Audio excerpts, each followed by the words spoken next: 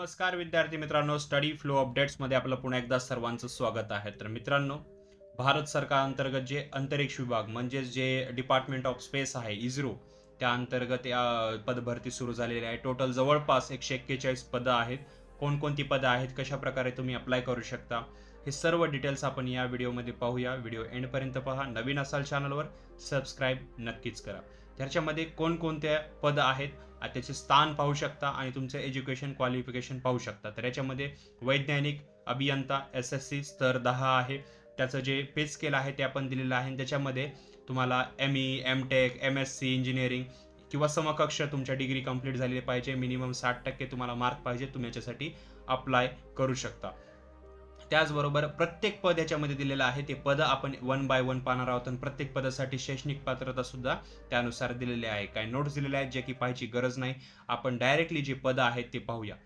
Technical assistant नावाचं पद आहे लेवल 7, ज्याच्यामध्ये तुम्ही पे स्केल पाहू शकता. त्याचबरोबर त्याच्यासाठी शैक्षणिक पात्रता काय लागते ती सुद्धा पाहू शकता. तर तुम्हाला केमिकल इंजिनिअरिंग झालेलं असेल किंवा त्या इक्विलंट कोणत्या डिग्री झालेल्या असतील तर तुम्ही याच्यासाठी अप्लाय करू शकता. याच्यामध्ये किती पोस्ट आहेत, किती वॅकन्सीज आहेत ते सुद्धा तुम्ही स्क्रीनला पॉज करून पाहू शकता. हे सर्व काही मी रीड करू शकतो, पण हा जो व्हिडिओ आहे तो खूप लेंदी होऊन जाईल आणि तुम्हीही तो पाहणार नाहीत किंवा आम्हालाही बनवता येणार नाही, कारण प्रत्येक डिटेल्स गोष्ट आपण इथं बोलू शकत नाही. पण जर तुमची ते इक्विलंट डिग्री झालेली असेल त्या डिपार्टमेंट थ्रू आणि जर तुम्हाला कळत नसेल की कोणत्या पदासाठी अप्लाय करायचं आहे तर सिंपल कॉमेंट सेक्शनमध्ये विचारा, मी तुम्हाला तिथं सांगेल. अजून पद आहेत जसं की सायंटिफिक असिस्टंट हे सुद्धा पद आहे. याच्यासाठी तुम्ही कोणकोणती शैक्षणिक पात्रता आहे ती पाहू शकता. कॉम्प्युटर सायन्स झालेलं आहे तुमचं तर त्यासाठी एक पद आहे. केमिस्ट्रीमध्ये तुमचं इंजिनिअरिंग झालेलं असेल त्यासाठी पद आहे. तसेच सहाय्यक म्हणजे पुस्तकालय सहाय्यक म्हणजेच लायब्ररी असिस्टंट आहे ते पण पद आहे. त्याच्यामध्ये तुमचं जे ग्रॅज्युएशन आहे फर्स्ट क्लासमध्ये कंप्लीट झालं पाहिजे. कोणत्याही मान्यताप्राप्त विद्यालय त्याच्यामधून तुम्ही मास्टर्स डिग्री कंप्लीट केली पाहिजे. लायब्ररियनचं तुमच्याकडे जर हे असेल काय सर्टिफिकेट वगैरे असेल, ऑलरेडी एक्सपिरियन्स वगैरे असेल तर तेही तुम्ही इथं वापरू शकता.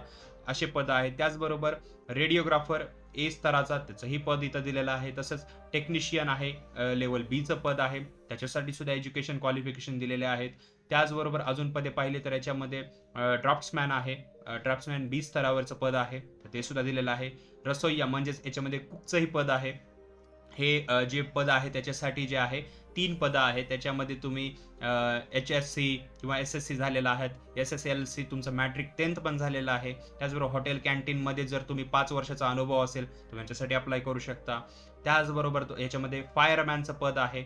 फायरमॅनचंही तुम्ही इथं क्वालिफिकेशन पाहू शकता. त्याचबरोबर ह्याच्यामध्ये लाईट व्हेकल ड्रायव्हर आहे, LV ड्रायव्हर, तर ते सुद्धा याच्यामध्ये पद आहे ते सुद्धा तुम्ही पाहू शकता. प्रत्येक पदानुसार तुमच्याकडे आता जसं ड्रायव्हिंगचा ड्रायव्हर आहे तर ड्रायव्हिंगचं लायसन असलं पाहिजे.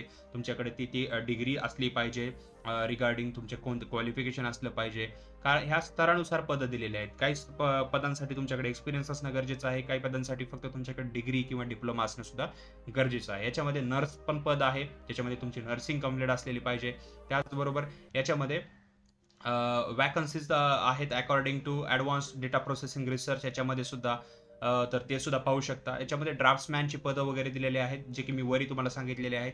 तर हे सर्व पदं जे आहेत जर आपण काउंट केले तर जवळपास 141 पदं याच्यामध्ये दिलेले आहेत आणि प्रत्येक पदानुसार वेगवेगळी शैक्षणिक पात्रता आहे ते तुम्हाला क्वालिफाय करणे गरजेचे आहे. आता इथं काही विद्यार्थ्यांसाठी नोट्स दिलेले आहेत. जसं की जर PWBD स्टुडंट असतील जे की physical with benchmark disability student असतात तर त्यांनी त्यांचं जे क्लेम कसं करायचं आहे किंवा काय एलिजिबल आहे ते सुद्धा दिलेलं आहे. बाकी जे आरक्षण असतं SC ST OBC प्रवर्गातील क्रिमिलेअर नॉन क्रिमिलेअर या विद्यार्थ्यांसाठी तर त्यांनी कसं प्रकारे अप्लाय करायचं आहे, काय काय गरज पडते, कोणकोणते डॉक्युमेंट्स लागतात हे सुद्धा दिलेलं आहे. तुम्ही जर याच्या आधी फॉर्म भरलेला असेल तर सेम रूल्स याच्यामध्ये लागू होतात. जसं एज रिलॅक्सेशन असेल तर त्या सुद्धा गोष्टी याच्यामध्ये लागू होतात. मित्रांनो याची डेट 21 तारीख आहे. इंटरेस्टेड असाल फॉर्म भरून घ्या. याच्यामध्ये खूप सारे पदं आहेत. त्याचे जे एज्युकेशन क्वालिफिकेशन आहे ते सुद्धा तुम्ही पहा किंवा सिंपल कॉमेंट सेक्शनमध्ये विचारा. आणि याचं जे वर्किंग लोकेशन आहे ते जसं की श्रीहरिकोटा आहे किंवा आंध्र प्रदेशमध्ये श्रीहरिकोटा आहे किंवा वेगवेगळे स्पेस स्टेशन आहेत त्या ठिकाणी तुमची जॉब लागू शकते. याच्यामध्ये तुम्ही करिअर प्रोग्रेशन बी पुढे आहे. ॲप्लिकेशन फी याच्यामध्ये पाहूया. त्या ॲप्लिकेशन फी आहे ₹750. प्रोसेसिंग फी वेगळी. त्याचबरोबर जे ₹500 आहे ते जे म्हणजे प्रत्येक पदानुसार वेगवेगळी फी आहे. काही काही पदांसाठी 750, काही ठिकाणी 500, काही ठिकाणी जे PWD स्टुडंट आहेत त्यांच्यासाठी फ्री. तर अशा प्रकारे फी स्ट्रक्चर सुद्धा दिलेलं आहे. याचं ऑफिशियल जे साईट आहे ते मी तुम्हाला कॉमेंट सेक्शनमध्ये नक्की सांगेल. इंटरेस्टेड असाल तर तिथं विचारा. व्हिडिओ आवडला असेल तर लाईक करा, शेअर करा, चॅनलला सबस्क्राईब करा.